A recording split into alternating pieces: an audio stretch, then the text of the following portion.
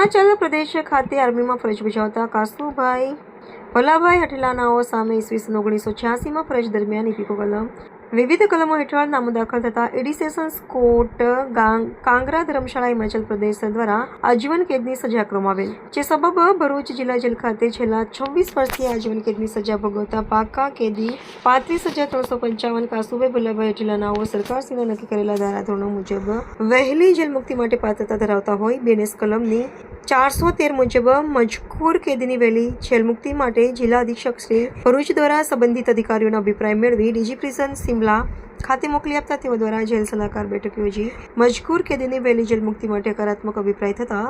ગૃહ વિભાગ હિમાચલ પ્રદેશ સરકારશ્રી દ્વારા બાકીની સજા માફ કરીને શરતોને આધીન વહેલી જેલ મુક્તિનો આદેશ કરતા ઇન્ચાર્જ અધિક્ષક NP રાઠોડ દ્વારા જેલ મુક્ત કરવામાં આવેલ છે. સારા અને ઉજ્જવળ ભવિષ્યની કામના સાથે વિદાય કરેલ જેલ મુક્ત થતા પરિવારજનોમાં ખુશીનો માહોલ સર્જાયેલ છે અને છૂટ્યા બાદ પરિવારજનો સાથે મુલાકાત થતા લાગણીસભર દ્રશ્યો સર્જાયા હતા.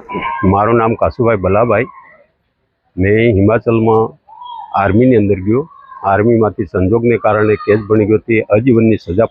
પડતા પછી વતનના લાભમાં હિમાચલ સરકારમાંથી ગુજરાતના વતનના લાભમાં સેન્ટ્રલ જેલ બરોડામાં આવ્યું. એના પછી ત્યાં 2 વાર કાર્યવાહી કરવામાં આવી મારી છૂટવાની, ત્યાં ન થયું અને ત્યાંથી અહીં સ્ટાફ વાર્ડનની જરૂર હોવાને કારણે મને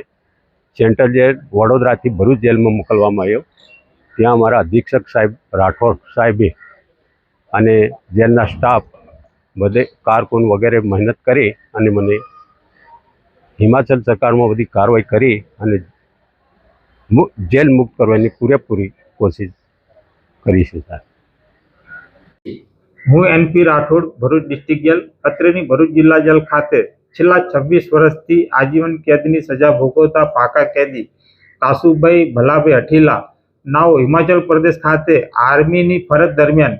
તેઓને 1986માં ઇપીકો કલમ 460-34 મુજબ ગુનો દાખલ થતા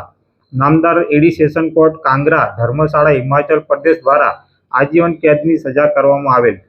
મજકૂર કેદીની વહેલી જેલ મુક્તિ માટે તેઓ પાત્રતા ધરાવતા હોય મજકૂર કેદીની વહેલી જેલ મુક્તિ માટે સંબંધિત અધિકારીઓના અભિપ્રાય મેળવી ડીજી પ્રિઝન સિમલા હિમાચલ પ્રદેશ ખાતે મોકલી આપતા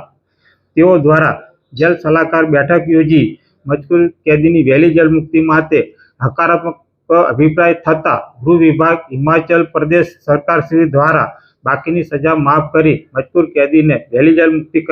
મુક્ત કરવા માટે આદેશ કરવામાં આવેલ હતો.